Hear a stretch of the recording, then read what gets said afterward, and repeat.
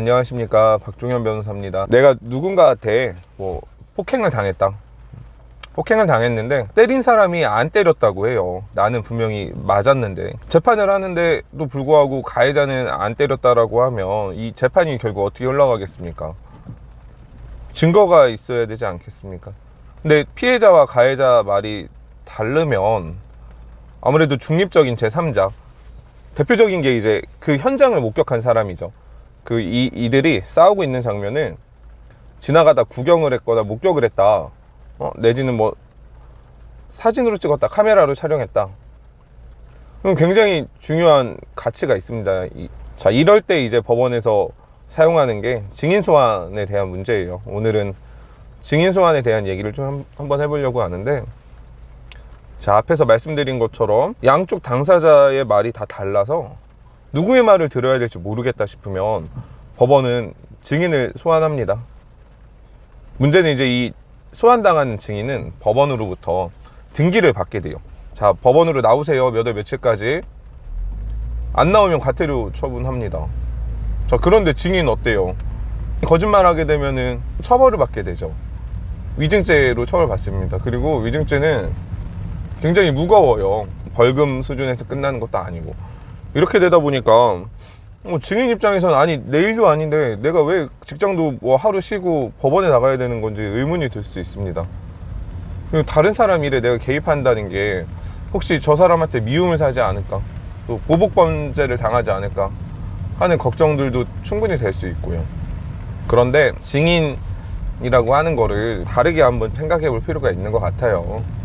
대표적으로 교통사고 현장 현수막이 이렇게 쳐져 있지 않습니까? 이날 사고를 목격하신 분을 찾습니다.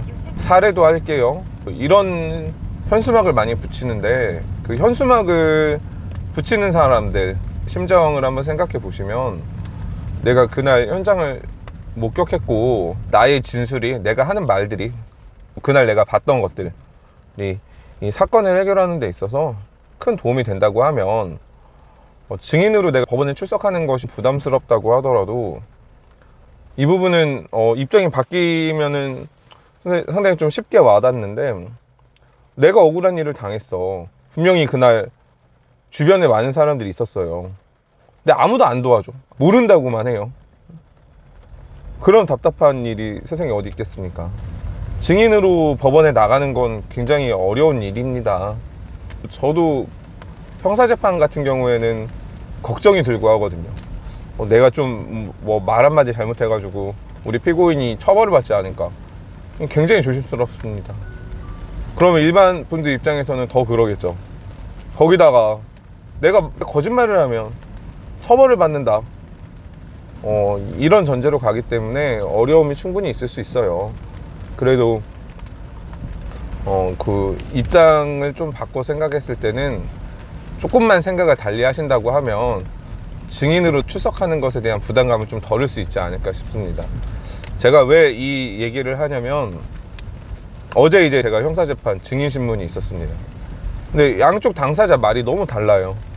검사 쪽에서는 CCTV의 일부 부분만 보고서도 이게 유죄다, 신발장도 내려쳤고 고함도 질렀다. 근데 사실 CCTV 영상에 소리 지른 건 안 나온단 말입니다. 그리고 제가 재판장에서도 얘기했지만 그 CCTV에서는 신발장을 내려치는 게 잘 보이지 않아요.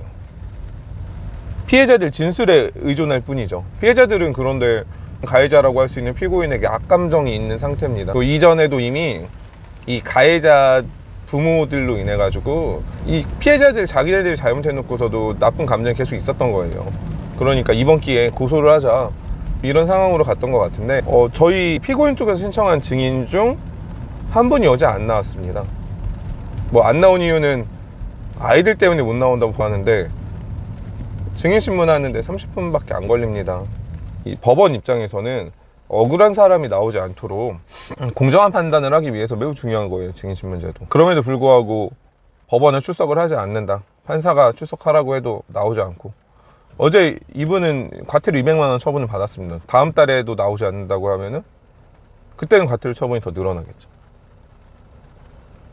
과태료 처분을 하는 이유는 이런 부분이에요.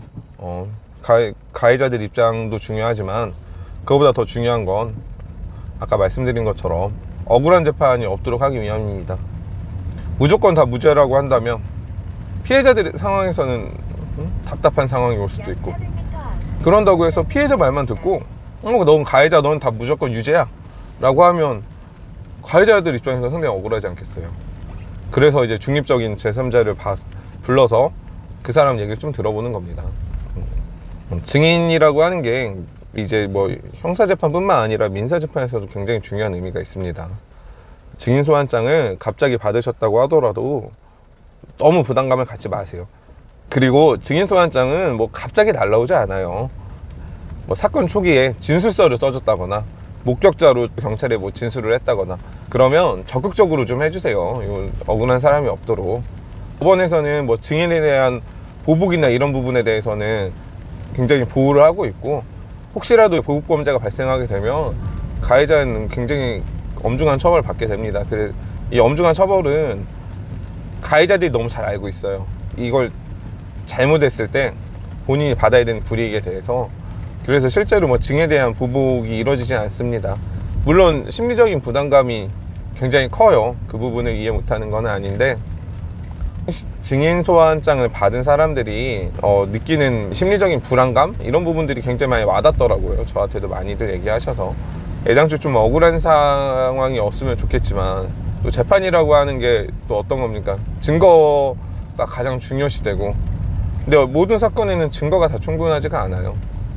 증거가 충분하지 않을 때 최대한 많은 목격자와 증인, 증거물을 확보해서 공정한 판단을 하려고 하는 거니까, 영상을 보신 분들은 증인소환장이 날라왔을 때 거부감을 느끼지 마시고, 오늘 요 증인소환에 대한 영상은 좀 이렇게 마치려고 합니다. 다들 좀 좋은 하루 되시고 다음번 영상으로 찾아오겠습니다. 감사합니다.